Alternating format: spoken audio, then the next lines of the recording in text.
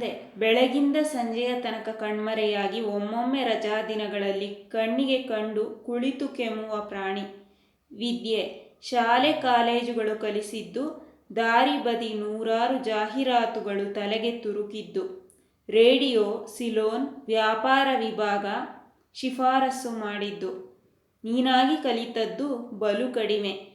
Bus ಸ್ಟಾಪಿನಲ್ಲಿ ನಿಂತ ಬಣ್ಣಗಳ ಕಡೆಗೆ ಕಣ್ಣಾಡಿಸುವುದೊಂದನ್ನು ಹೊರತು.